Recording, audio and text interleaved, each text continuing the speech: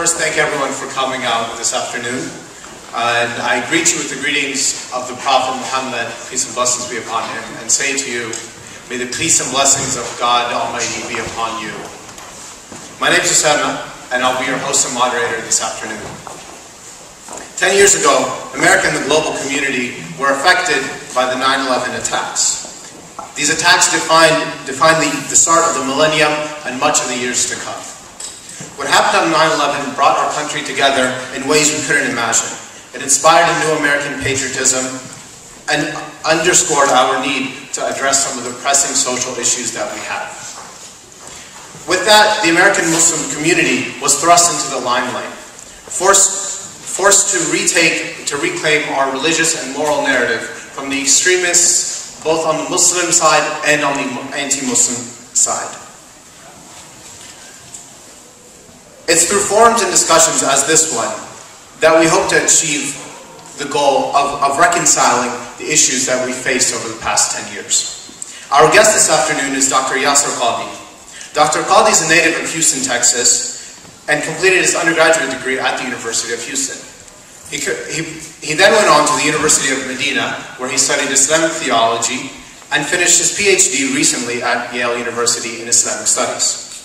Dr. Qadhi has emerged as one of the most pluralistic and influential leaders of the American Muslim community, and is here to share with us his perspective on 9/11 and various issues resulting from that in reference to the Muslim community. Afterwards, Dr. Qadhi will take your questions. And with that, Dr. Qadhi.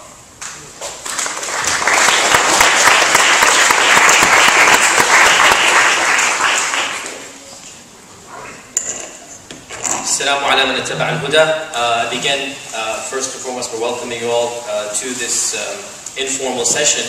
I'm not going to give a prepared speech. I'm only going to speak around 10-15 minutes, and then I'm going to sit down and engage in a dialogue, because I think that we need to hear some voices. We need to hear the questions and concerns, the issues that people have in their minds. And I think I'll begin by summarizing an article of mine that just came out actually today in the Washington Post, and that is some of the things that Americans have learned about Islam post 9/11 and some of the myths that a lot of people still have about our religion.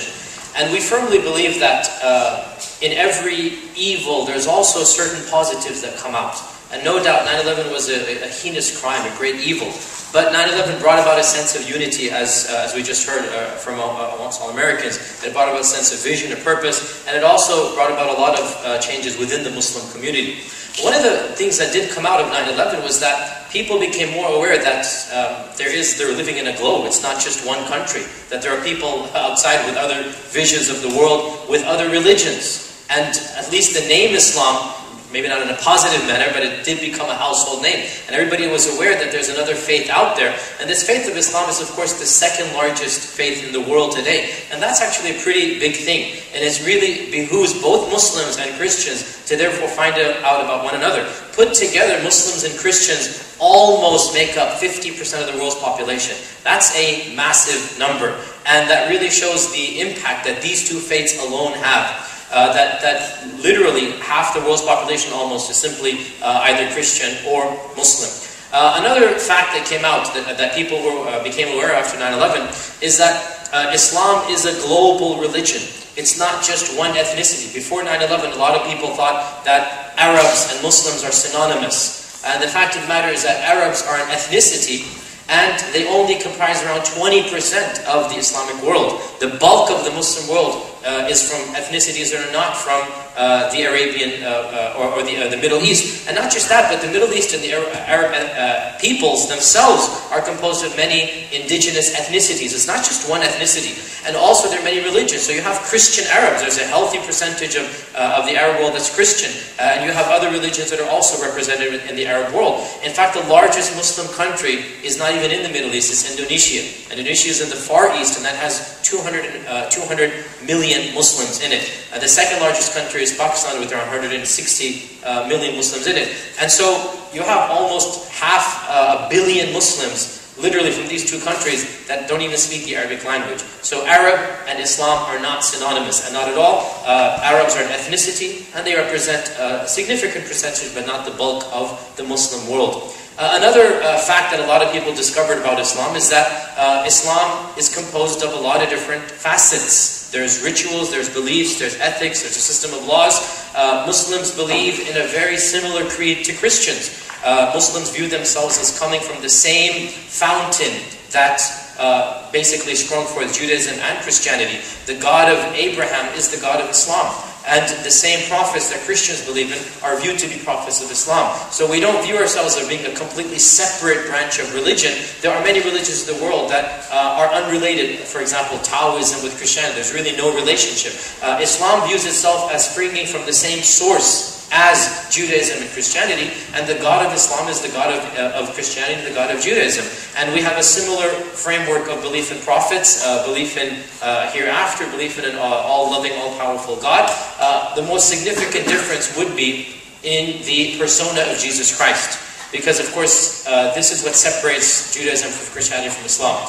Jews have a perspective, Christians have a perspective, and then Muslims say that Jesus Christ was a prophet like all other prophets. Neither was he the Son of God, nor was he somebody who falsely claimed to be a prophet. He was an actual prophet, and we actually even believe in the virgin birth, the miraculous birth. We believe in Jesus' ministry on earth. We believe in a lot of things that Christians believe in, but we would say that he is not a part of a trinity, nor did he claim to be so, and he is simply a prophet who taught the same message as all the other prophets. Muslims also have rituals. They pray 5 times a day. They fast the month of Ramadan. And they have ethics and a system of laws, again similar to many other religions, such as Judaism and other worldviews that have their ethical views within. Of the things that came out as well is that people realized that there are a lot of Muslims in America. And this is something that people didn't know. If you don't believe me, all you need to do is log on to the latest controversies about what's happening about preventing mosques from being built or any type of issue that's happening with the Muslim community. There have been at least 40 cases of mosques that have been tried to be prevented to be built. Most of them have been unsuccessful in the last 5 years or so. There's also been a lot of hate crimes and a lot of other issues. Nonetheless, before 9/11, people have no idea that Muslims lived in America. Of course, post 9/11, everybody knows because we're always the one who get randomly checked at the airport, and so we're pretty random people that always happen to be in the wrong time in the wrong place. But everybody knows that there are Muslims. There's around 8 to 10 million Muslims in America, and that's actually a huge number. That actually means that there are more Muslims than, let's say, Episcopalians or Lutherans or something. It's quite a big percentage. And in fact, it is the second largest religion.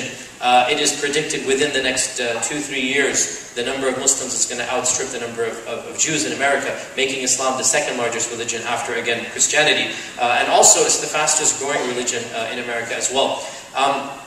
Muslims have been in America since its very beginning. There are reports of a few Muslims that were here when the founding fathers were here. But the fact of the matter is that the bulk of the Muslims came recently. There are actually 3 waves of Islam in America. 3 waves of Islam in America. The first wave, so of course they're individuals. There are reports of Muslims living at the time of George Washington. There were people that had come here from Africa and they were Muslim. But these weren't large communities and their Islam did not flourish. So we don't have any records of what happened to their descendants. There are 3 primary waves of Muslims that came to America. The first is via the slave trade. And it is estimated that around 15%, maybe even 20% of the slaves that were brought from Africa were actually Muslim.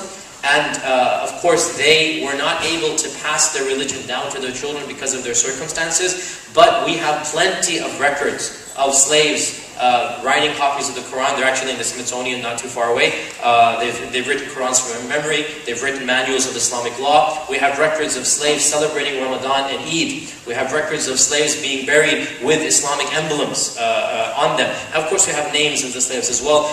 Because, of course, of their sad situation, they weren't able to pass Islam down. So once again, that wave of Islam, the first wave of Islam, it fizzled out because these Muslims were not concentrated in an area. Obviously, there might be one Muslim in the entire plantation, and the master might record. We have records of masters saying, "I have a slave on my plantation. He actually reads and writes." and he prays 5 times a day. We have records of this. This is in the 1820s, even the 1780s. We have records of this, which is really, heartbreaking stories for us to read, but this is just the fact of American Islam. That wave of Islam, obviously, was not allowed to flourish, and it completely became exterminated. The second primary wave of Islam is an indigenous movement. In the early part of the 1910s, 1920s, a series of pseudo-Islamic movements began in Detroit, in New York, in Philadelphia, and these were people. This was at the time Marcus Garvey. There's a talk of African Americans moving to Africa. There's a talk of African Americans rediscovering their identity. So, along with all of this talk, there also appeared some pseudo-Islamic movements. What do I mean by pseudo-Islamic? They're not quite the Islam that we're familiar with. These were preachers, these were ministers, these were people with a little bit of baggage in Islam. They knew a little bit about Islam. How do they know about Islam? Perhaps from their ancestry, perhaps they had met traveling Muslim merchants, which is what happened with Elijah Muhammad. And so they began preaching a version of Islam that is very indigenous. Has nothing to do with mainstream Islam, but they're using words like Allah, like the Quran. They're calling themselves Muslim. As they become more exposed to Islam, they start adopting practices. So the women start wearing the scarf. They start fasting in December, not Ramadan. The Nation of Islam fasts in December, not Ramadan. They don't eat pork. So slowly but surely they start taking Islamic motifs. And then throughout the decades, these movements become more in sync with mainstream Islam until finally around 20 years ago, there was a huge break, and the majority, the bulk of those indigenous American movements basically entered into the mainstream understanding of Islam. That is a healthy percentage of American Muslims who are of the African American background and who have this background coming from them. Probably around 20 to 30% of the American Muslim population comes from these indigenous Islamic movements. The third wave of Islam, and this is the bulk of the Muslim community of America of our times, the third wave of Islam is that of students coming from overseas to study higher education here in America. My own father is representative of that movement. He came in 1963 to Houston, Texas, one of the first Muslim immigrants ever to Houston, Texas. After that, obviously, tens of thousands of people followed. Literally, millions of people came primarily to educate themselves, and they bought into the American dream, and their children, myself included, were born here, and now we consider this to be a part of our own identity. As I said, there's around 8 to 10 million Muslims in North America. 9/11, of course, also brought about its negatives with its perception of Islam. And, of course, the main negative is this perception that Islam is a violent religion, or that the term jihad or jihad means killing the infidel and holy war. Now, of course, this is a misunderstanding. The term jihad is a very noble concept, and it is something that every Muslim cherishes.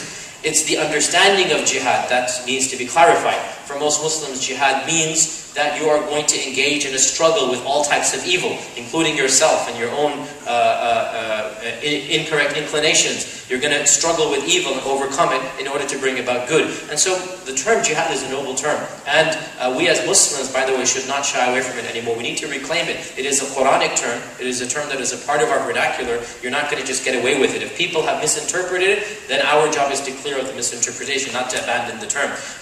We all believe as American Muslims that killing innocent people is not a manifestation of legitimate jihad. Another misconception is that Islam, or the rules of Islam, known as the Sharia, the Sharia, which is the law that we believe, the Sharia is a repressive law. It's a law that would never be compatible with American values.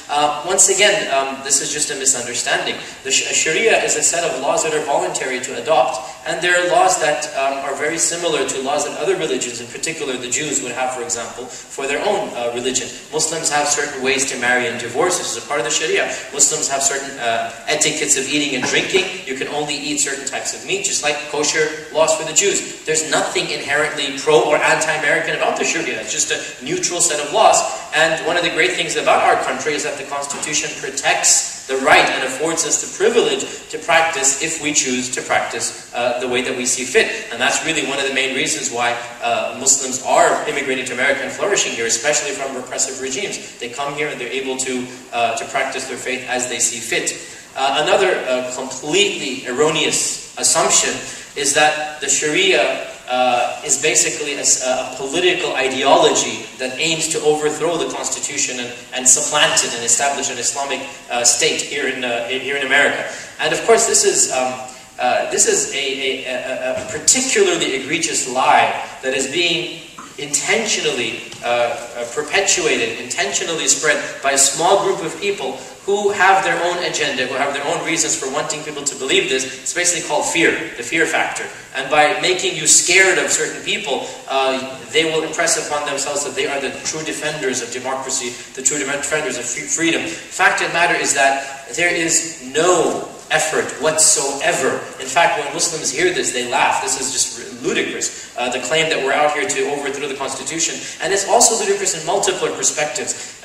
There's only, as we said, 8 to 10 million Muslims. That's around 2% of the American population. How do you expect 2% of the American population to somehow sinisterly overthrow the entire government? And it's also particularly egregious in light of the fact that these types of rumors are stepping stones to much more heinous actions. All you need to do is look at Germany in 1920 and see what was being said of the Jews at the time.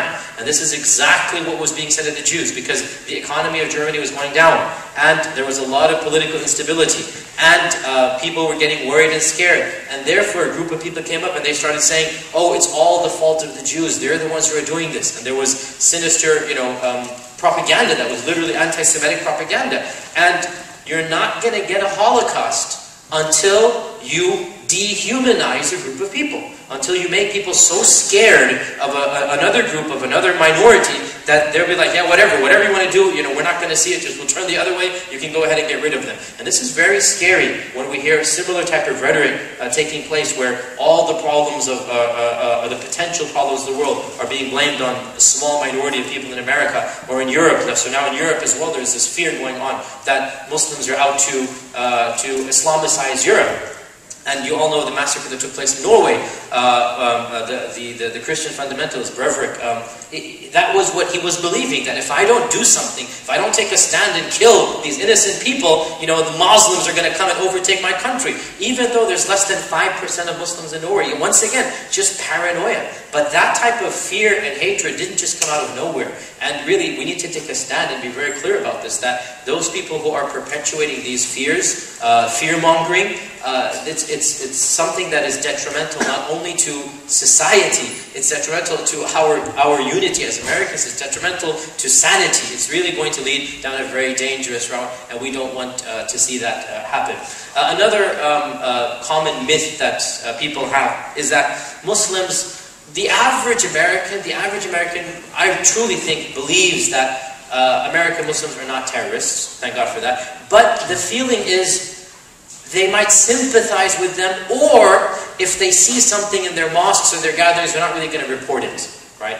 This is this perception that a lot of people have, is that, okay, I know my American Muslim neighbor is not going to do anything, but if he does find out about a plot, or he might sympathize internally with the terrorists. And again, this is simply just not true.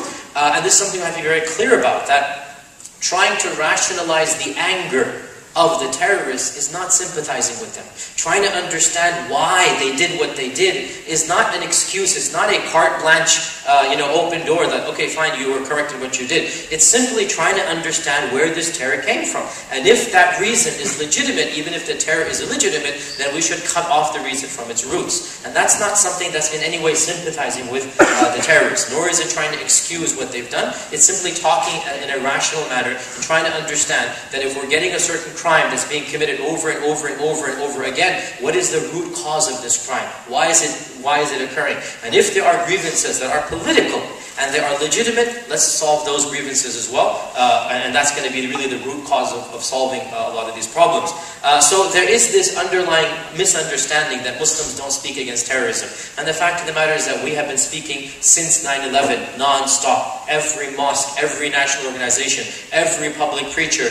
But this news that Muslims are speaking against terrorism is not going to be shown on mainstream television because it's just not attractive. It's not sexy. I mean, it's not going to be, if a preacher preaches against terrorism, it doesn't make the news. Whereas if, like what happened 2 years ago, when a 25-year-old kid who nobody had ever heard of, I call 25-year-olds kids, I'm sorry, but that slipped out. A young man, 25-year-old, who has no background, in the Islamic community. He issues a threat to the, what was that cartoon that came out in America? The South Park, right? Yeah, South Park. So this is an anonymous person. Nobody's ever heard of him in the national picture, right?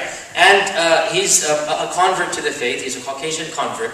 And we don't know who he is. But he issues this threat on the streets of New York publicly that these people deserve death. And for 2 weeks non-stop, this is front page news, that there's an Islamic threat against the makers of South Park, right?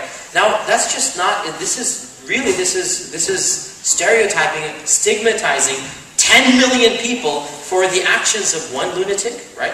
We've been speaking against these types of actions since 9/11. You're never going to hear that on the mainstream news. I've been writing articles and preaching this type of message, but it's not going to come out in the way that this one lunatic's endeavors and actions are going to come out. So news is sensationalist. We need to look past the headlines and understand that in the end of the day, and this is one of the big problems of corporate media, if you're familiar with that term, in the end of the day, news is a business, and business has to sell. And what's going to sell is sensationalism, not mainstream. And that's why these negative things, small issues such as this guy in New York, they become mainstream. The fact of the matter is that Muslims have been continuously stressing that these people don't represent their faith any more than Breivik, who killed 80 people in Norway, represents Christianity, even though he claimed to do it in the name of Christianity. Any more than when a Christian in America plants a bomb at an abortion clinic or shoots down an abortion doctor in the name of Jesus Christ. That doesn't represent mainstream Christianity. Any more than when one of the leaders of one of these fundamentalist sects is marrying 13-year-old girls in the name of his religion. That doesn't represent Christianity. But because the bulk of America is familiar with Christianity, when a disaster like that happens, they can dissociate. They know for a fact, it's not the religion, that's just a lunatic, that's just a crazy fringe. But because the Muslims are the other, well then when one strange thing happens, the other as portrayed entirely as being the same as this one particular incident that occurred. I mean, a classic example here, the scandals in the Catholic Church, right? The pedophilia and all of the molestations and whatnot. Did anybody demand all Catholics to come together and unite and dissociate themselves from this scandal? Did we ask the Catholics to go out on the streets and protest it? It's no, nobody's going to support pedophilia. Your Catholic neighbors and friends are not pedophiles, you know that, right? Why do you know that? Because Catholicism is not really the other, right? You're familiar with it. You have a modicum of understanding, of mutual respect, right? If you're Catholic, then of course you know your faith. If you're not, then at least you're familiar with it. The problem comes, Islam is the other, right? And therefore, when something like this happens, you're like, why don't all of you guys just come together and distance yourselves from the terrorists? Firstly, we have. Secondly, you're requiring us to do what other people are not. We're not requiring mainstream America to go to the streets saying Breivik didn't represent them in Norway. We're not asking Protestants to go forth and do that, because we know that's not what Protestantism is. So that's the second point. And then the third point is that there is an issue we need to understand, and that is that there is no Pope figure in Islam. That Islam is a very, in many ways, a Protestant faith. I know that's going to be misquoted, but it's a faith that allows denominations, allows interpretations. There is no papacy. There's no one figure that all Muslims are united under. So we can't release an official statement, because we don't have a Pope figure. Just like all Protestants could not release unofficial statement. Every denomination, every congregation, every church would have to release its own, and that's what we have done consistently for the last 10 years. I don't want to take up all the time here. In fact, we have more than an hour or an hour or so left, and I want to actually just sit down and rest. I've been traveling all day. I came from Memphis, and I have a lecture in the morning. I have another one, so I just want to sit down and then listen to your feedback and your concerns and your questions, and we'll take it from there.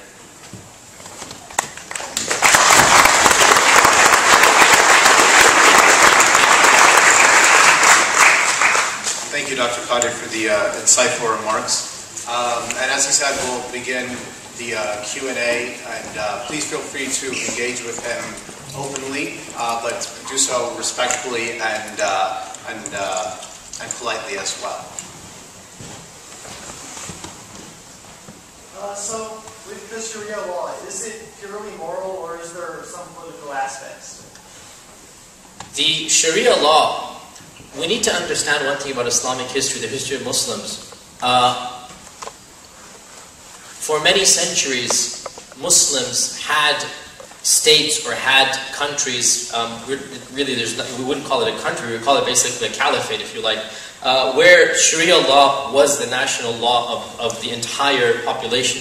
And therefore, as a part of the Sharia, there were laws that were meant to be enacted at the state level. So we had laws pertaining to crimes, right? So the Sharia dictates that a murderer is to be executed, a pedophile is to be executed. These are, Sharia dictates that. And it has other crimes that also realize that the Sharia, because it's an ethical law, there is no distinction between morality and legality. What is immoral is illegal, what is moral is legal, because we consider the Sharia to be the law of God. And so the Sharia has certain laws that many Americans would say infringes on our freedom to do whatever we want. So for example, extramarital relationships, they're not just immoral in mainstream America. If you have an affair, it's considered really bad. But it's not the law's business to really do anything, right? That's the mainstream perspective.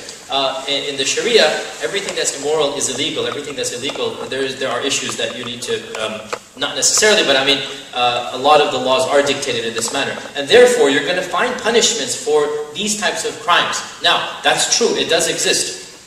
Some of these punishments are punishments that were enacted at a time and a place that are very different from our own, and there's a modern discussion, how much of that should we keep, how much of that should we retain. For example, the classic example, yes, it is true that medieval textbooks of the Sharia do say that a thief who meets certain conditions, his hand has to be cut off. If a thief steals above a certain amount of money, and if there has to be breaking and entering. So there's a lot of conditions. But at the end of the day, this is a punishment that mainstream, the bulk of humanity would now find unacceptable. That we don't chop off the hands of the thief. This is a part of classical Sharia. I'm not going to deny it. I'm not an apologist just going to hide it away. But the question is twofold. Number one, are American Muslims calling for that fine print to be resurrected? No.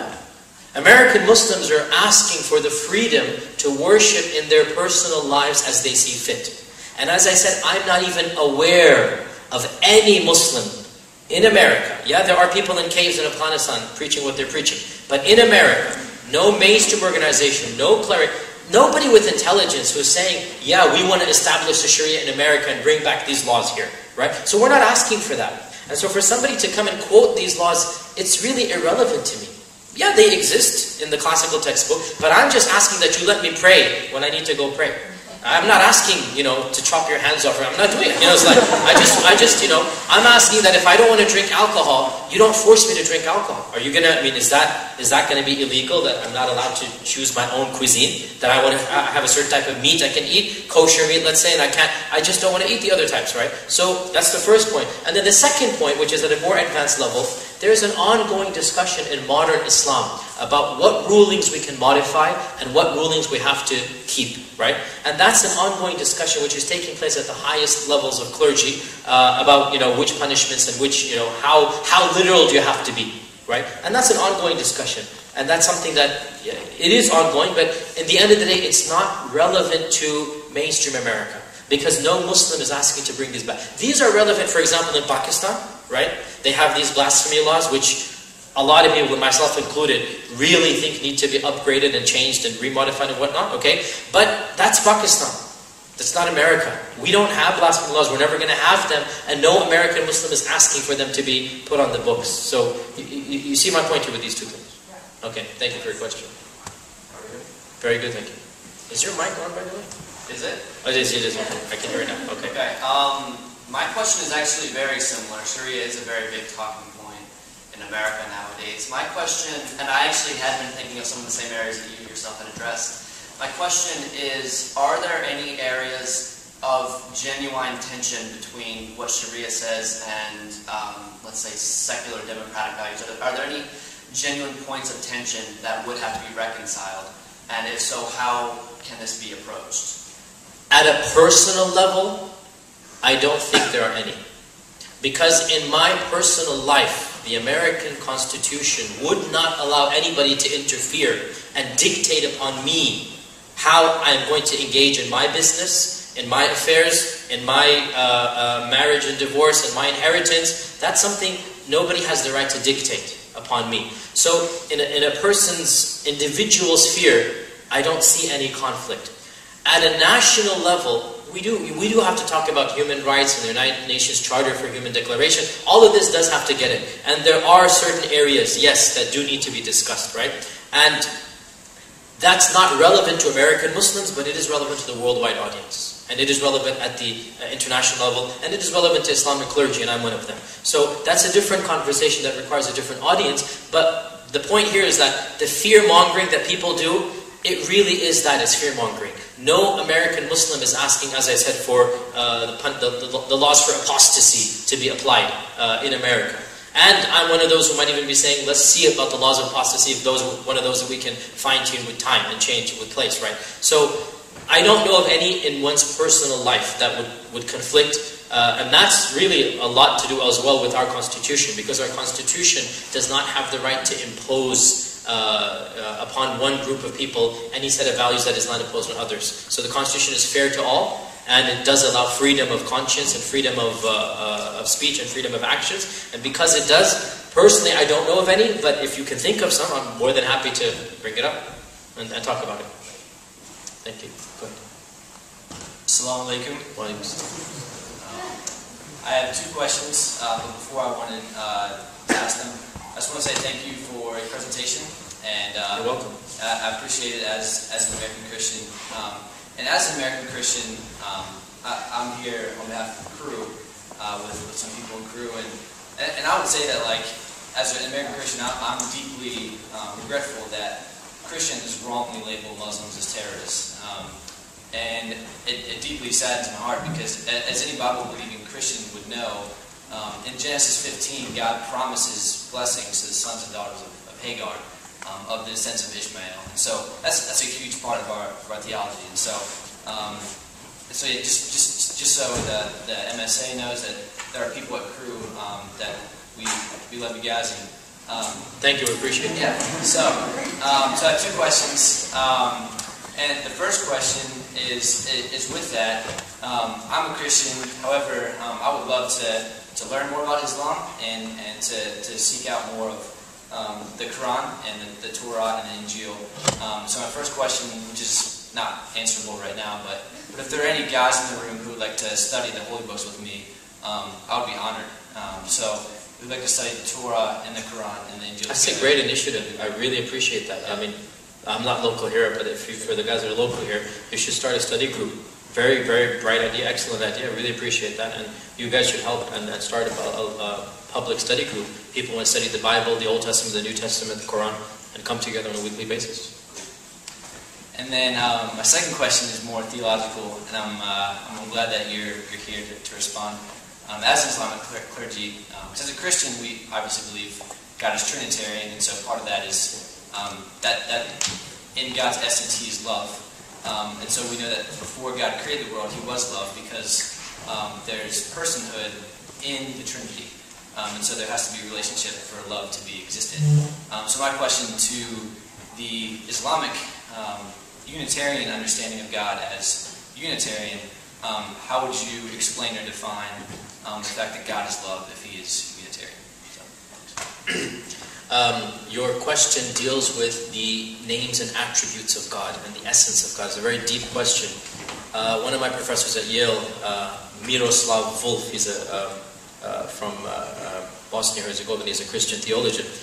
Miroslav Volf, he's just written a book which is basically, is Allah the same God as the Christian God? And it's a very deep and fascinating book, and you can find it on Amazon. Actually, I don't remember the title. I think it's called Allah, a Christian God. I think that's what it's called. But it's Miroslav Volf, V-O-L-F, is his last name. And that goes into a lot of academic detail. But in a nutshell, the Islamic perspective is that God is a being that is beyond our understanding, and we cannot fully understand Him. He has characterized Himself with many names and attributes, with many characteristics, with many adjectives. And we affirm these adjectives as they're mentioned in the Quran, and we don't try to rationalize how or what they would mean. And so of the names of God is the forgiving. So we believe that God forgives. Of the names of God is the merciful. of the names of God is the one who hears all, the all-powerful, the all-knower, the all-seer. These are all names of God. One of the names of God is the all-loving, and that's in Arabic al-wadud. Al-wadud. One of the names of God is the all-loving. That God does love humanity, and God does love those who worship and believe in Him. And in that book, in the academic book, of course, there are some differences in how Christians understand this love and Muslims understand this love. But the baseline is that Muslims do believe that God is loving and that His nature is loving. But we also believe that He will show His anger to those who deserve it. We believe that the base rule is love, and there's a prophetic tradition that before God created the world, He said, He put a condition on Himself, because nobody could put a condition on God. He put a condition on Himself that my mercy, my compassion, my love will always overcome my anger. This is the rule that God put on Himself. So we do believe that the base ruling is that God is merciful and compassionate and loving, just like Christians believe. And we believe that for God so loved the world, He sent prophets all the time to preach the truth and to preach monotheism. So we also believe God loved the world, and that's why He sends us prophets to tell us how to live our lives. Okay. Yes? Again, thank you for coming. Pleasure is mine. Enjoyed listening to you. One piece of information that I've seen disseminated in like anti-Islamic forums, sometimes on Fox News, is this kind of notion of Muslim land, especially as it pertains to like the Arab-Israeli conflict or the Islamification of Europe. I was wondering if you could clarify that. So, I need to, what do you mean by Islamic land? Because that's very... Okay, so, for example, I was in Israel a few months ago, and we had this speaker, and he said something along the lines of, obviously, nobody in this general area could want the Jews to live in Israel because the Muslims consider it to be their land, and thus they will never want peace. And that struck me as at odds with everything else that I learned about Islam, so I was... So, it's ironic that somebody would say that, because for most of Islam's history, Jews always found refuge in Muslim lands when the Christians persecuted them. And all you need to do is to look at the main architects of Jewish law and Jewish theology. Most importantly, Moses Maimonides. Moses Maimonides is a product of Islamic land. He lived his entire life. He flourished. He wrote in Arabic. Moses Maimonides wrote most of his writings in Arabic, and along with a version of Hebrew which is Arabicized. Sa'adia Gaon as well, early 8th century Jewish rabbi in 8th century in Islam, in Iraq. So the claim, every time Christians persecuted Muslims, and this occurred in 1520 when the Muslims were expelled from Spain. They went to Ottoman lands, and they found refuge over there. And they also went to North Africa and the Maghrib, and that's where there was a large percentage of Jews over there. Before that, in the Crusades, a number of Jewish groups came once again to Iraq and to Andalus and to other Muslim lands. There were never conflicts that were of a religious nature between Jews and Muslims until political Zionism began. And this is something that everybody acknowledges. If you study the sources, Christians were always viewed as the other by both Muslims and Jews, because Muslim Jews are much more similar, and Christians would persecute both together, as what happened in Catholic Spain, when the Inquisition basically was targeted to Protestants, to Jews, to Muslims. And so Muslims and Jews always felt a type of camaraderie, a type of similarity, for many reasons. Of them is that our laws are so similar. The laws of the kosher, the laws of halal, the laws of, it's just so similar. It's eerily similar, to be honest. Of course, we would say because it comes from the same source. But because our laws, our theologies are so similar, generally speaking, historically, Muslims and Jews have gotten along pretty well until the advent of political Zionism, and that's only 100 years ago, 120 years ago. The claim that there's something called Islamic land, of course it's true that there are lands that were Islamic, and it is also true that some fringe groups, such as Al-Qaeda, is claiming that once a land was Islamic, it should always be Islamic. But I mean, the bulk of the Muslim world, I mean, they've moved on. Okay, we used to have Spain as a Muslim territory. Now it's not. Just move on. Life goes on. I mean, you know, it's not. We're not living in 700 years ago. You know, yeah, there are fringe groups out there, But again, like I said, you magnify the voice of two people, and you make it a worldwide phenomenon, which is one of the things that, unfortunately, that news agency that you mentioned is very well acquainted of how to do. It's just not. Let me give you an example. In England, I visit England a lot. In England, England has one of the highest concentrations of Muslims in all of Europe, right? It's in London, it's estimated 10% of people in London are Muslims. 10%. Now, there are thousands of mosques, organizations, preachers. You're never going to find any of them on the news except for one guy. Anjum Chowdhury is his name, right? Anjum Chowdhury is literally a one-man show. He doesn't even have a mosque. He doesn't have a following except on the internet. And yet, any time there's a news interview, he is the one who's brought in to represent radical Islam. Now, if we were to apply the same standards to Christianity or Judaism, you wouldn't be able to have a news show because there'd be too many fringe people, lunatics on the street, right? But in our faith, somebody like Anjum Chowdhury is given center stage. He becomes national. The Prime Minister had to comment on him at one point in time. You're the ones propping him up. If you just ignored him, he would be a non-entity, right? So the person who says this, I mean, I'd have to disagree with whoever that person is. And That's what I was looking for. yeah, and I just I had a long-winded response. You just wanted that. Okay, I disagree. Thank you. Hello. Hello. You said that there's just some things you've been saying. American Muslims and Pakistani Muslims. Does Islam change geographically for them? Like you said, for like American Muslims, there are certain laws that they want to maybe do away with, but in Pakistan that'd be okay. Is there like a geographical? No, to be more precise, what I said was there are many laws that are in the books, but American Muslims are not. They're not relevant to us. Okay.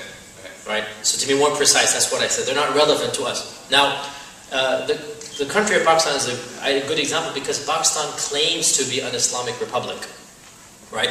And in theory, they are saying that they're going to follow the Sharia at a national level, right? At an international level. So much so that 7-8 years ago, they even released a verdict that there's not going to be interest in the banks because as Muslims we don't believe that interest is allowed. You can't really have a bank without interest. So the scholars did decree that there's not going to be interest in Pakistan anymore.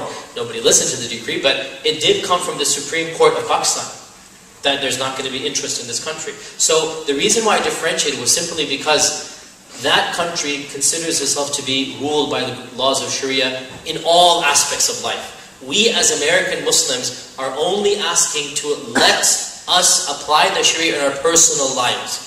We're not asking for a national implementation. And that's why I made the distinction. Okay, thank you. Thank you. Hi, my name is Tuesday.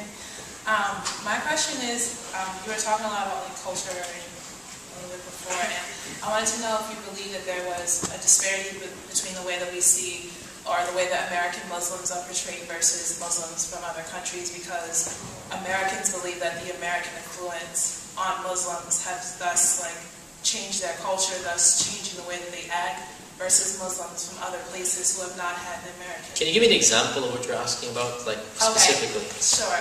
For instance, I went to Morocco some time ago, and when I went down to Morocco, my first thought was to wear all black. I wore a headscarf. I thought it would be very conservative, and just in general, I didn't know what to expect. When I went there, however, I saw a totally different reality from what I had expected. So what I thought as an American going there was that women would be oppressed, women wouldn't have freedoms, they wouldn't be able to wear what they wanted to wear, etc., etc. And while that was changed, I think that, again, even my mom or my grandmother or something like that would probably think the same thing. So maybe an American influence on Muslims changing the way their culture, engages with Americans versus Muslims who don't have that, interaction with Americans. I think the phenomenon of, are you talking about the veiling issue in Morocco in particular? Yeah. Yeah. I don't think that's an American influence per se, that people are not veiling in Morocco anymore because of American influence. It's very much a choice. I mean, I can guarantee you all the women wearing scarves here are doing so out of their own choice. Nobody's telling them to do it. In fact, most likely their parents would rather they not wear the scarf. I know there are quite a number of them, you know, if you're nodding their head, they're doing this as a sign of their own Islamic feminism, that want to reclaim their understanding of Islam. And in many Eastern lands as well, by and large, nobody forces it on you. In Pakistan, I know for a fact, nobody forces you to wear it or not wear it. You want to wear it, you want to wear it. You don't want to, you don't want to. And the same applies in many lands. I don't think this would be an American influence per se. I think it's been like that for quite a while. But initially, I understood your question to ask, are Muslims in America somehow different than other Muslims? Well, yeah, like if necessarily, like the disparities that we create in America, like that we see American Muslim is not threatening or menacing because of the American influence, and that's the reason why our media. Of course, yeah, I see what you're saying. And of course, there's a difference simply because we're assimilated. I mean, we are Americans. I identify as an American, even if my father is from Pakistan. I don't have a nation that I ascribe to other than America. You know, this is where I was born and raised. This is my, you know, I put it this way: my mother tongue is English. My mother's tongue is Urdu. Right? So of course an American Muslim feels more at home and more, because this is his land at the end of the day. And that's why, by and large, every single attempt at a terrorist attack here in America has always been by Muslims who are not born and raised here, pretty much, like Faisal Shahzad in the New York, or the underwear bomber, or the other, you know, bombers like that, or the 9/11 bombers. It's not something that's common at all, because I don't think that's, it's just a matter of, we know the difference between America and American foreign policy, right? A lot of times, those 9/11 hijackers couldn't make that distinction. And they're just so angry at these political grievances that they just want to, you know, do anything. And same with Faisal Shahzad and others, that, you know, when he got to court, he's just ranting and raving about American foreign policy. You know, and it's just, they can't make that distinction, whereas somebody like myself, I mean, I'm an American. You know, and if you're going to kill all Americans, well, I'm one of them. My children are American. So I think that's really the main distinction, simply knowing we're a part of the land as well. Okay, thanks. Hi, my name is Matt. After the Danish cartoon controversy and like people who died in that whole conflict with protests and whatnot, like what's your opinion on how the government should have handled it? How, say, the cartoonist himself, like how do you view it in retrospect? Like, I don't know, I haven't seen anything with like someone makes a cartoon making fun of like Christians and then people die afterward. I haven't, maybe it's just a media thing and they just happen to show it with Muslims and it's publicizing. Yes, now, that way, this is a really multifaceted question, and again, you're asking somebody I can speak hours just on this one issue. I actually have given a number of lectures after the controversy, which are online, about this issue. Let's see if I can summarize in a few minutes. Number one, of course, from a theoretical perspective, from a legal perspective, I, for one, am not calling for any curbing of First Amendment rights. I understand that this is a society where these types of jokes, cartoons are completely legal, and there's nothing that I am calling for that would restrict that at all. But number two, I am calling for a sense of respect and self-censorship, and this is something that we don't find in the mainstream. So a lot of people are like, why can't we make fun of Muslims? Why can't we do this and that? Well, go ahead and do it legally, but at the same time, when it becomes socially acceptable, then there is a problem. Let me give you an example here. 50 years ago, it was very, very permissible. It was common to hear racist jokes, remarks, the N-word from politicians, from the media, from private conversations. Isn't that true? Now, it was legal back then. It's still legal now. Why is it that if a sports commentator uses a derogatory term to talk about African American women, people are calling for his resignation and he has to resign? Why is it that if a politician were to use the N-word, even on a private mic that he's not speaking in public, he would have to resign instant? He couldn't even apologize for that. It's just, you're out for the rest of your life in politics for using one word. Is it illegal? Is he going to jail? But there is a sense of, whoa, that was just not right. Not supposed to have done that, right? Why is it the case, therefore, that when it comes to Islam, there's this sense of, yeah, let's go ahead and do it. Let's show them what we can do.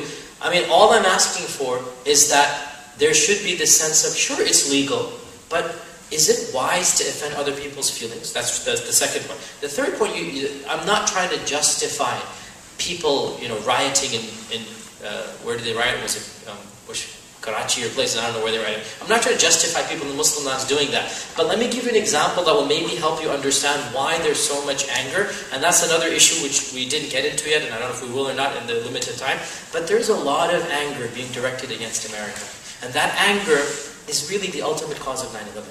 That anger is the cause of these riots that you see. It's not the religion of Islam.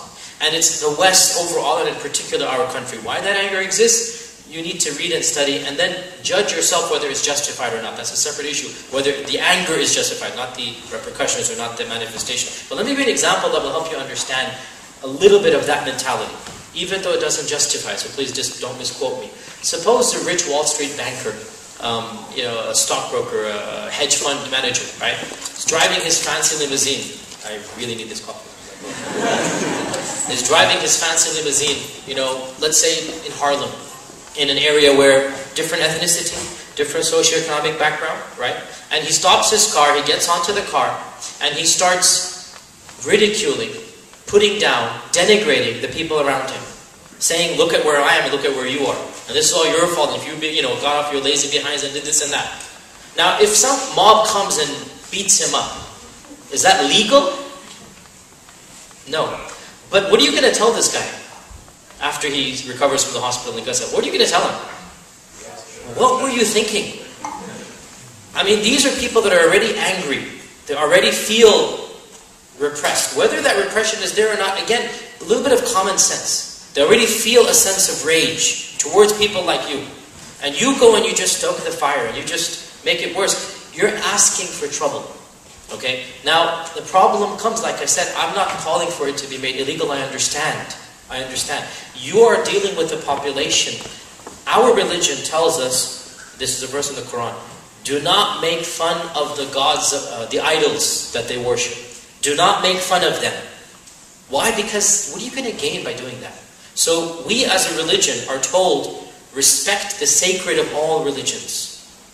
We're not allowed to do that. And then we find this type of attitude against a persona whom all Muslims feel very, personally attached to. There is a sense of already, again, this is the tipping point, right? Now, the Prophet Muhammad, peace be upon him, has been insulted for 14 centuries. Every time somebody wrote a book about him, Muslims didn't riot across the world. This is a very recent phenomenon, as we're trying to say, right? People have been talking bad about our Prophet since the Middle Ages, and we're aware of it. One needs to understand, why is this a modern phenomenon? This is a question that sociologists, anthropologists, historians, psychologists need to look at. And I can tell you very simply why. Because the rage is modern. The anger is modern. Why is there? That's a different question. Again, political, foreign policy. But the point being that you need to understand this rage is coming from factors beyond the cartoon. The cartoon is not causing people to go riot and go to the Norwegian embassy or do whatever they're doing. It's not the cartoon. The cartoon is the tipping point. The cartoon is the catalyst. There's a lot of anger. There's a lot of feeling of frustration. And why that feeling exists, it behooves us, if we want a safer world, it behooves us to talk about this in a frank and a very open manner. Does that answer your question? If it doesn't, I want to... So if I can just make it like simplification, would you say it's more economic circumstance that... I didn't say economic, I said political. Political. The example I gave in Harlem was economic, but in the Muslim world it's political. So you'd say it's more political than a religious thing? I would say it's 100% political. That religion is being used as a justification, but it is not the source of the anger. So, you need it to be a person who believes in a type of warfare, right, that allows suicide bombing. This is a minority version of Islam. The bulk of Muslims say suicides are not allowed, even in acts of war. Al-Qaeda disagrees with the majority of Muslims. You needed to follow that interpretation to commit 9/11. But that interpretation of Islam is not going to make you want to commit 9/11. What was the root cause? Why is there so much anger? The justification is religious. But the root cause has nothing to do with religion. And that's the point that I'm stressing with the cartoon controversy as well. So you just say religion in that case became an excuse and not... Religion became the excuse that gave them the methodology that justified the means. Okay. But it wasn't the root cause. Thank you. Okay? Hey, this is kind of related to the last question.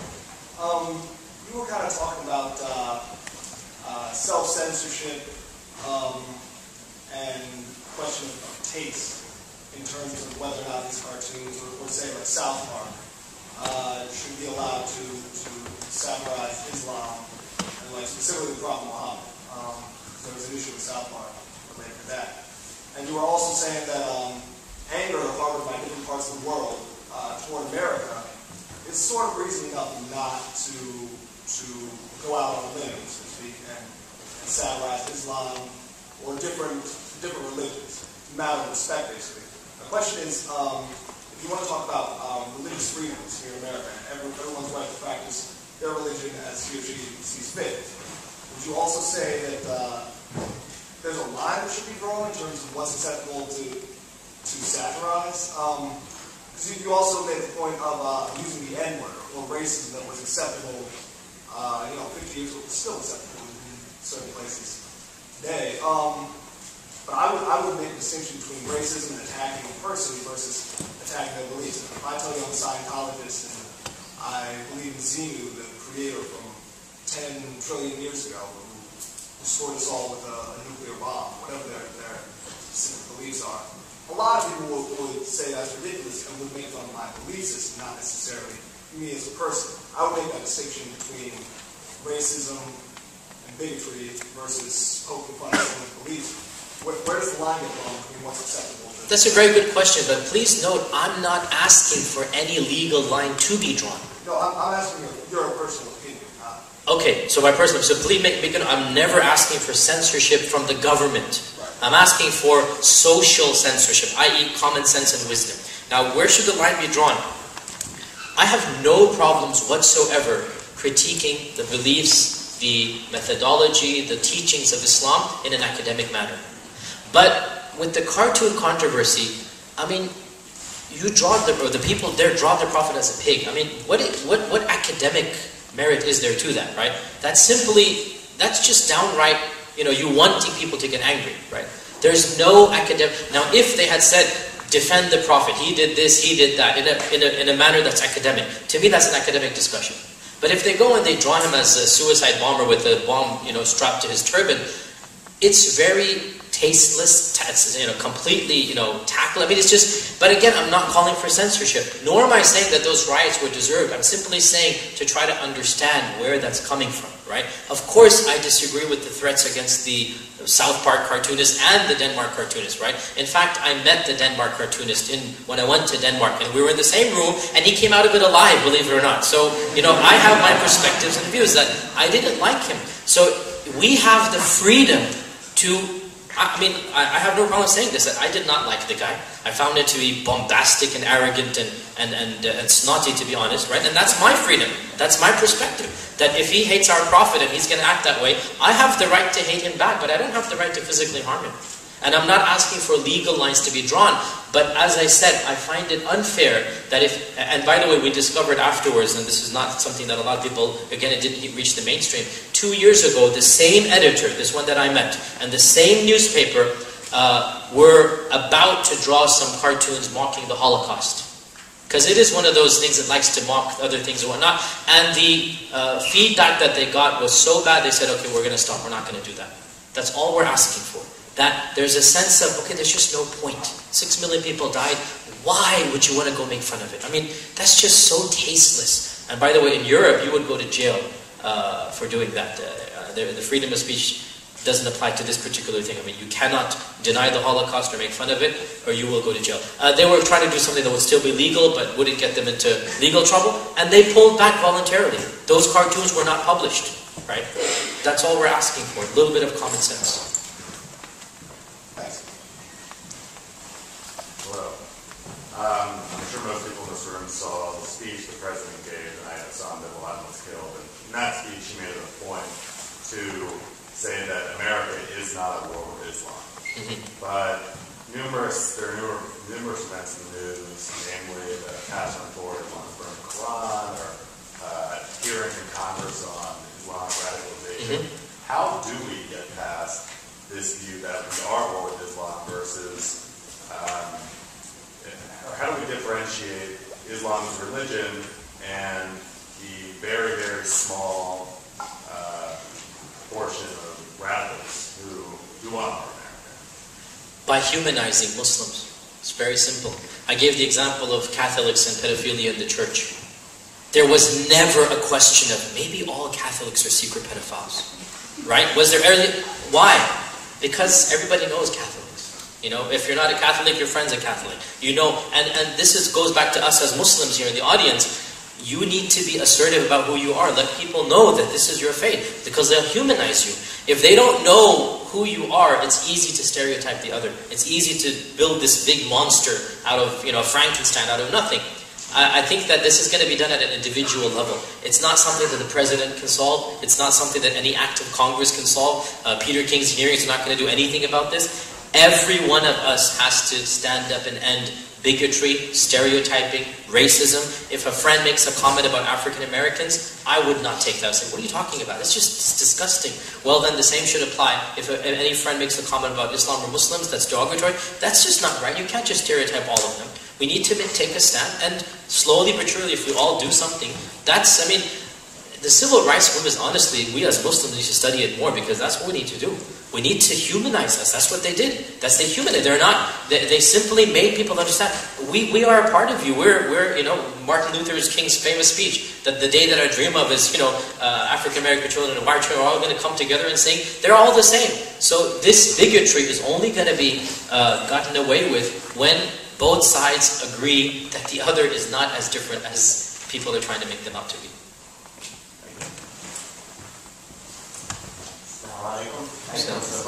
So far, so good. Okay. Second question. I'm kind of curious. 10 years post 9/11, do you think that the Muslim American community being further ostracized, like increasingly ostracized, and resulting in a sort of larger Muslim American identity crisis, as well as a lack of wanting to speak out and discuss this with others?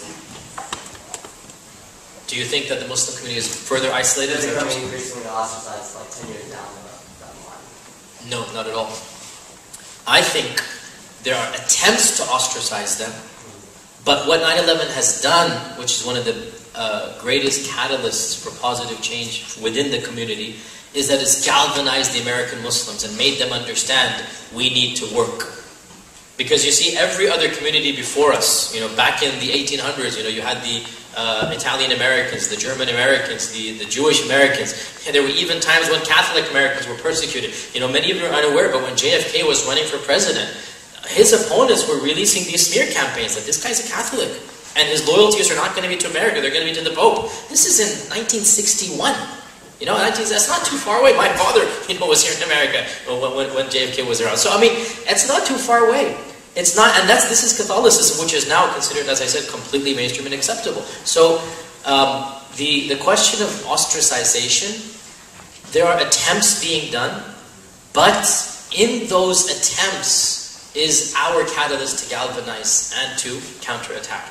Without those attempts, pre-9/11, American Muslims were so assimilated. There's no feeling of any perceived threat. We're all getting along fine. Those were days, many of you would not remember that, or were too young to remember that. I call it the golden years, really. There was a sense of innocence and a sense of complete, naivete in hindsight. It's a complete integration. After 9/11, it's literally as if we went to sleep, as children, and then we woke up as adults with all of the responsibilities of adults. That's what happens as an American Muslim community. It's that we were not thinking long term, and we're not thinking about potential problems, potential ostracization. Well, 9/11 changed all of that. And therefore, for the first time, as you're aware of, African American Muslims, Indian Muslims, Arab Muslims, they all had to come together. This never happened before because they'd have their separate mosques. For the first time, people started thinking about maybe my son or daughter should go into,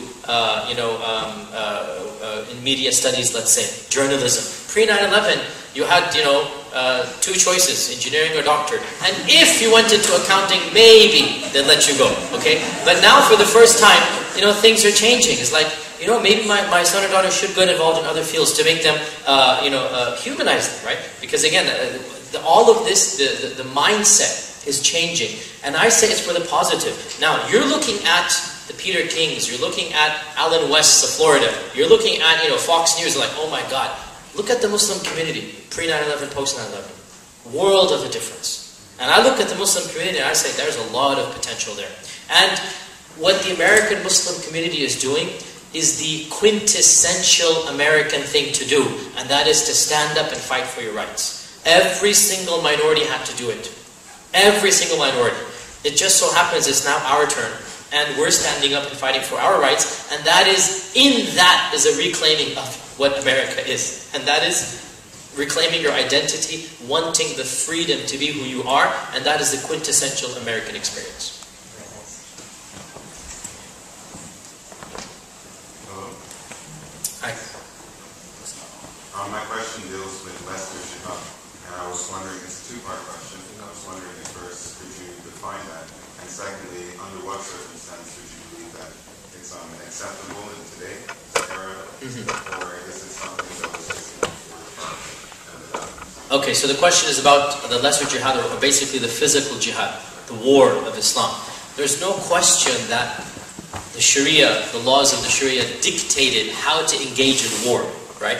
And rather than be surprised or frightened or something, the fact of the matter is that, as many war theorists will tell you, Islamic law was of the earliest systems of humanity that actually discussed in an academic manner what is legal and illegal in acts of war. This is, we're talking about 13 centuries ago. There was no United Nations, there was no human rights. So this is something we as Muslims are proud of, that we talked about these issues in a legal setting. The question arises, how much of that needs to be translated into modern world? How much of that needs to be brought in?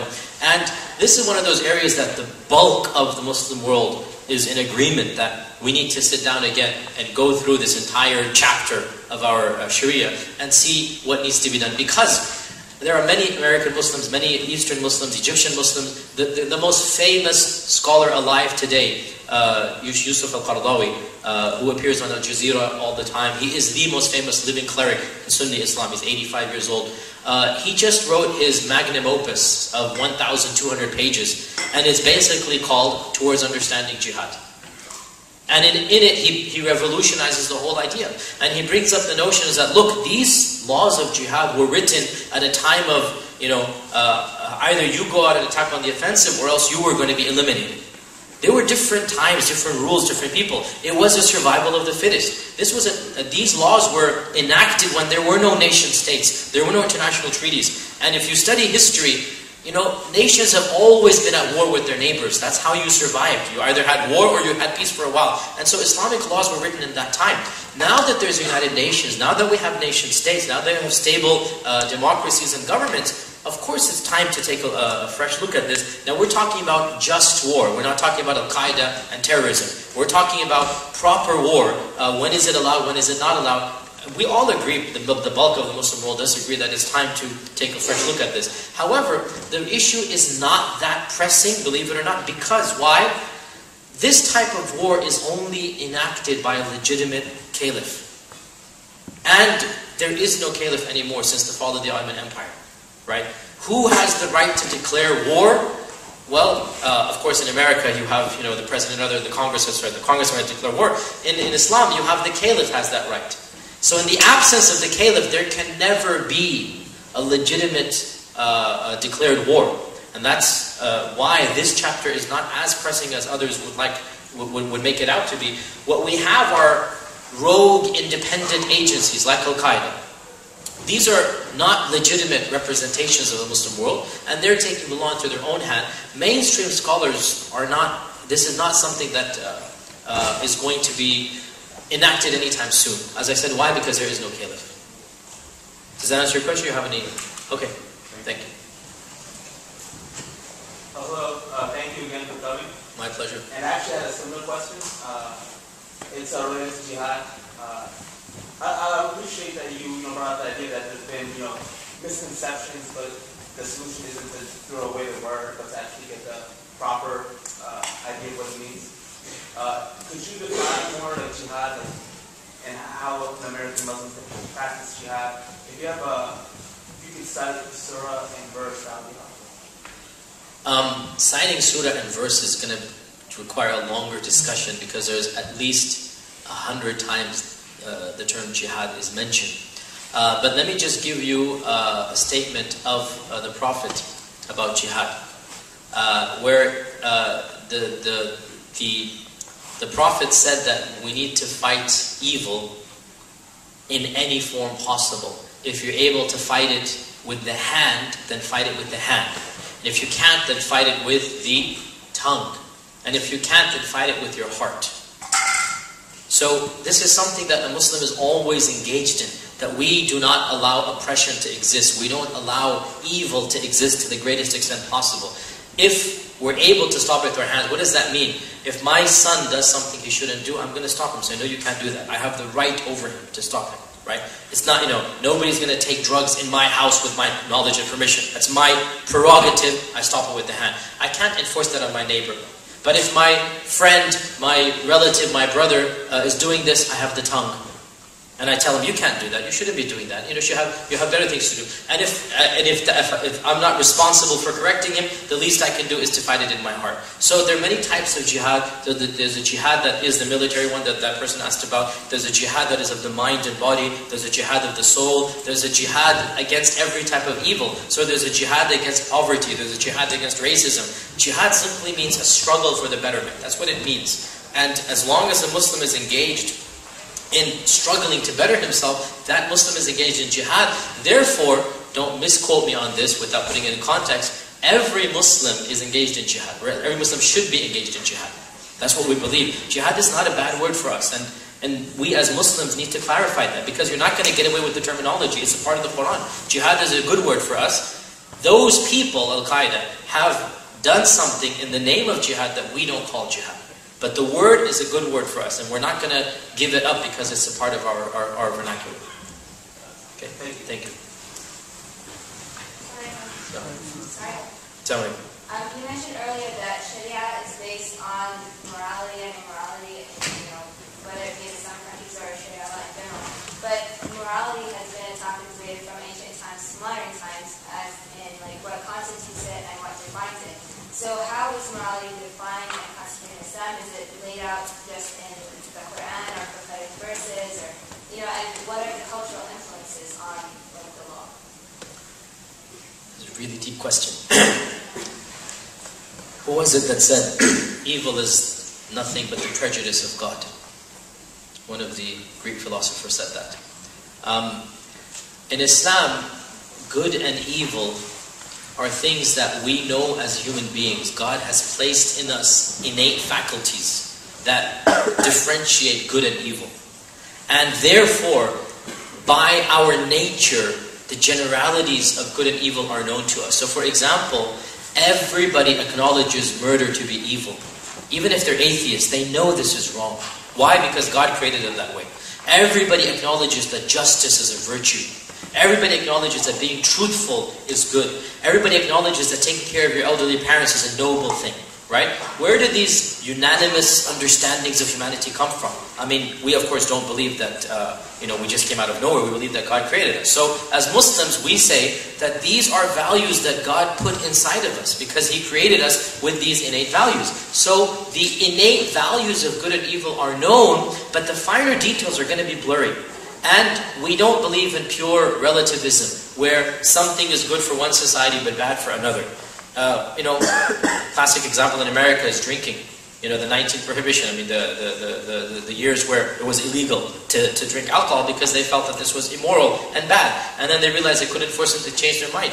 We don't believe that morality changes from time to time and place to place. We are not complete relativists. What's good for one society is good for another. What's bad for one society is bad for another. We are human beings at the end of the day. And we firmly believe that our Sharia, the law of God, has told us what is good and what is bad. Now, even though the generalities of what is good and bad is known to us, the specifics might be vague.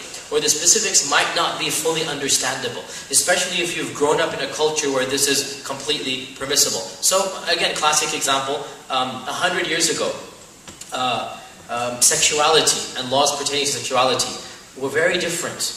You know, premarital, extramarital intercourse. Compared to now, and it's very different, right? We would argue as Muslims, what was bad 100 years ago should still be bad here. What was illegal, or what was not illegal, I don't know if it was illegal, what was immoral, what was bad for society then, is still bad for society now. And just because everybody grows up knowing that everybody does it, doesn't make it right. That's what we would argue. It doesn't matter if the world thinks that, let's say, murder is permissible.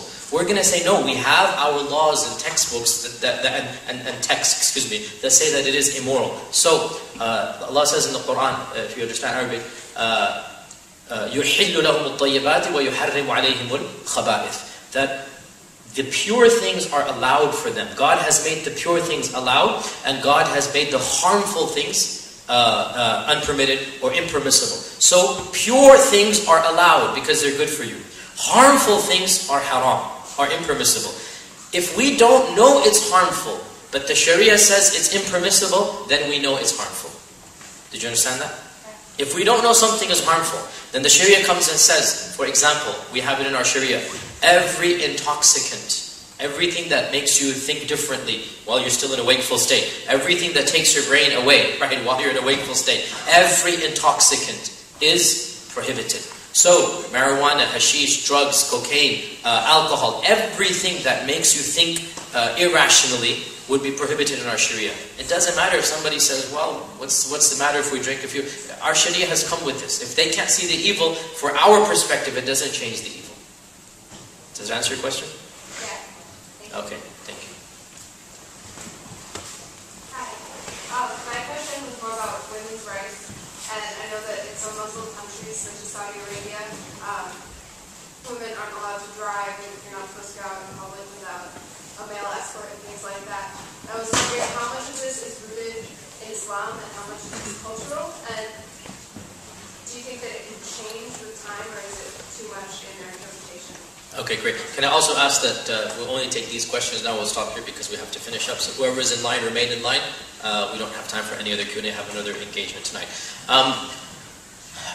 Saudi Arabia, I lived there for 10 years, and I'm very familiar with Saudi culture. Saudi Arabia is undergoing a massive change. We need to understand 50 years ago, Saudi Arabia was almost the same as it was 500 years ago. Literally. With the influx of oil and technology and modernity, it was just an amazing experience. In the 1960s, 1961, King Faisal, who was a very progressive king for the time, wanted to teach women. He wanted to open public schools for girls. The people rioted. Literally, there were riots on the street. Like, you're not going to educate girls. You're not going to send them to public school. But the king persisted and persevered. And now the Saudi public is sending all of their girls to school. And in fact, there's a surplus of women graduates versus men graduates, right? In 50 years, that's changed. What I'm trying to stress is that we need to understand that Saudi culture in particular is still very Bedouin. It's still very immersed in its own. And it is enough to tell you that the only country in the world that has these laws is Saudi Arabia. How then can it be representative of Islam? When less than 3% of the world's population, of the Muslims are in that country, how is it representative of Islam? This is definitely a cultural phenomenon, which is going to change. It's inevitable. It's always going to change in a matter of time. It's only a matter of time. There's no other country, even the Saudi Arabia, the countries neighboring Saudi Arabia, Qatar, United Arab Emirates, Bahrain, Oman, the countries neighboring it, women drive, and women have a lot more freedoms in Saudi Arabia. Their clerics don't have a problem with it. So it's only a matter of time. And we need to be, again, careful about sensationalism where, okay, that's one country, but how is that representative of the entire Muslim world? Okay? Hi. I have a question. I've experienced what you mentioned where, like, in certain Christian communities or, I don't know, just a general community that doesn't know about Islam, people will say things like, no Islamic prayers have come forth, like saying I've experienced that actually from like a teacher of religious studies at my university, which was very disheartening. And I actually went online to kind of like say, okay, I'm going to send him some links, and it was just really overwhelming. So do you have any recommendations of like where someone can go to like be knowledgeable about saying like, look, the Islamic community has, come out and If you log on to the main Islamic society in North America, it's called ISNA. Is it net or com? ISNA. ISNA. This is the largest. It might be .net, I think. ISNA. It's the Islamic Society of North America. If you log on to their website, they have a section about religious verdicts against terrorism, and they've compiled a lot of names and a lot of people. But I mean, like I said, there's not a single organization that hasn't condemned terrorism. Not a single denomination. There's not a single cleric that hasn't done so. In fact, you can go and tell your teacher that you heard me. I condemn 9/11, right? And I am a national cleric in America. So you can go and tell them that you heard it with your own 2 ears. It's just, as I said, it's so ludicrous that people can still say this. We've been screaming our heads off from 9/11 till now, and we continue to do so. It doesn't make the news. What can I do? Yeah, and I completely feel the same way. I just felt surprised to hear, a doctor, of philosophy say that, and just not kind of. I guess I felt like I didn't have any resources to go to, but this is perfect. Thank you. I'm getting a PhD. Believe me, just because you have a PhD doesn't make you, all-knowing. Believe me, you can still be very ignorant and have a PhD. Yes.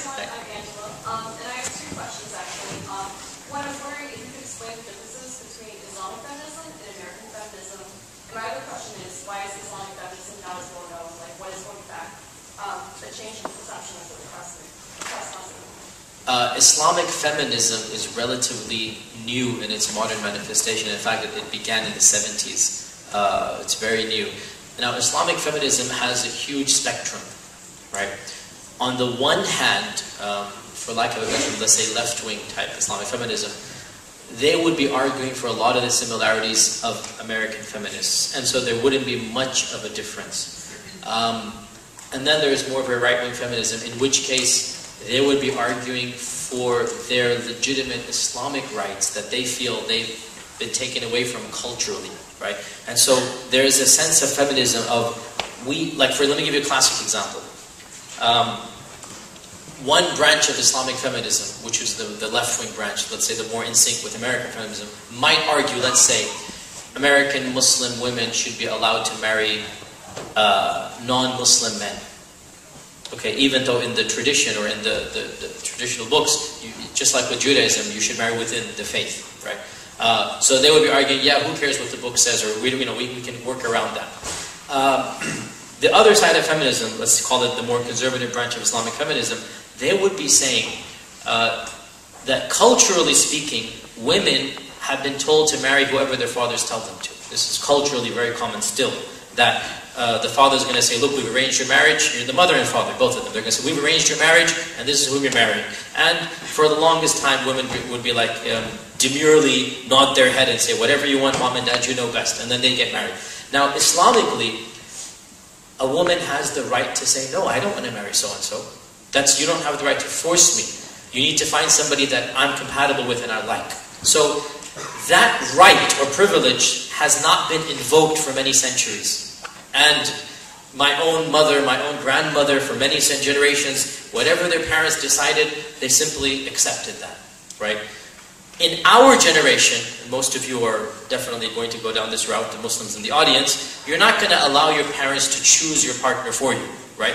Or if it is, then it's going to be after a long process where you're comfortable and you are interested in this person as a partner. So this is arguing for an Islamic right that is within the tradition, but it's been kind of sort of neglected. Another example, Islamic feminism that's more on the left-wing side might be arguing, we want women to lead the Friday prayer. And there was such an instance 2 years ago in New York where a lady led the Friday prayer.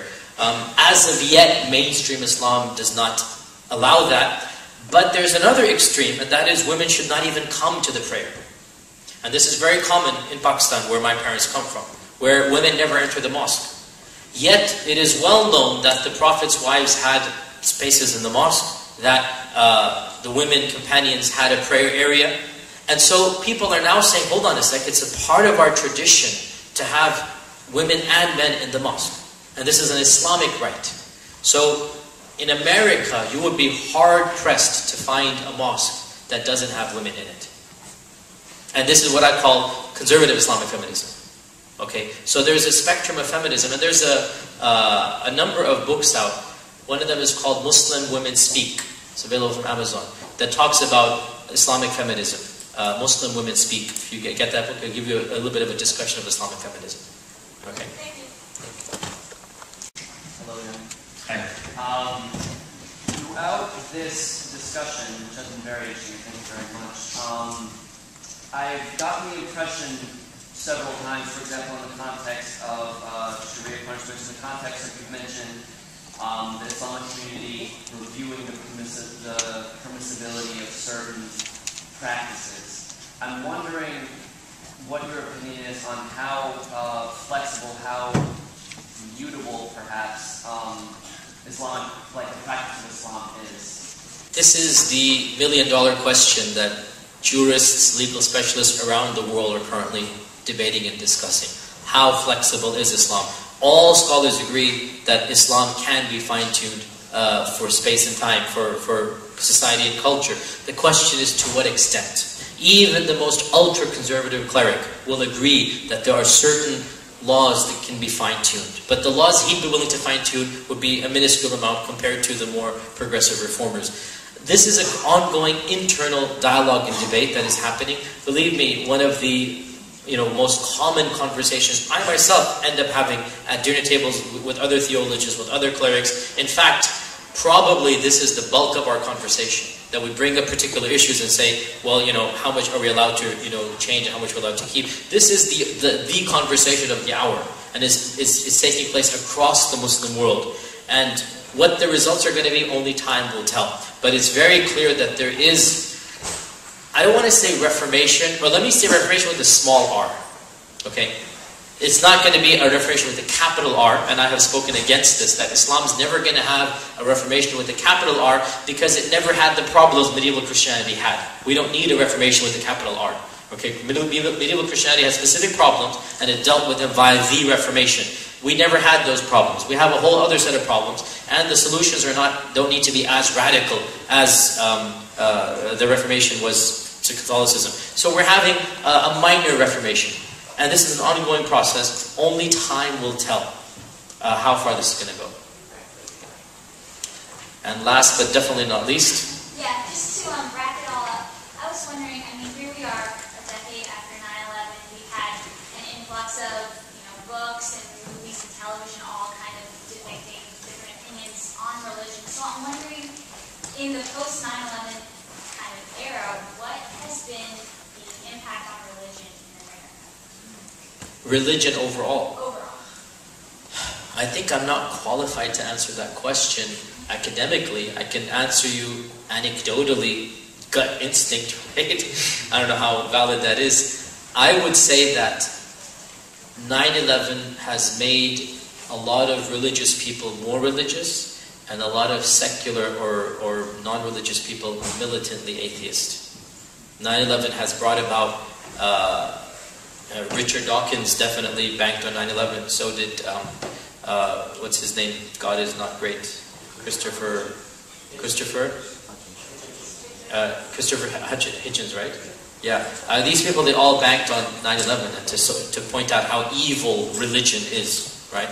And so what's happened is a lot of Christians have rediscovered Christianity, and they're finding faith in that.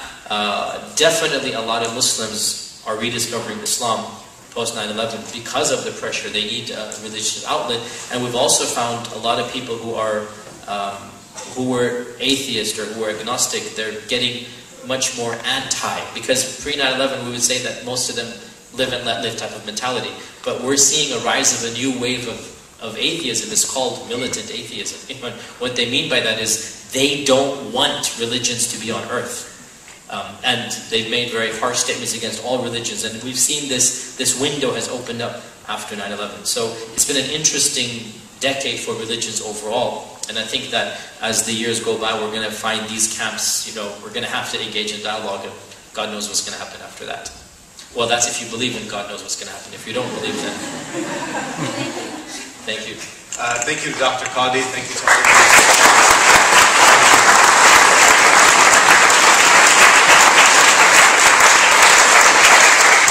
If you still have any questions or just want more information or just want someone to talk to, I'll give you an email address right now. You can write it down and we'll respond to you quickly. It's umcpmsa@gmail.com. umcpmsa, and we'll get in touch with you within the weekend. And with that, thank you. Thank you for coming. Thank you.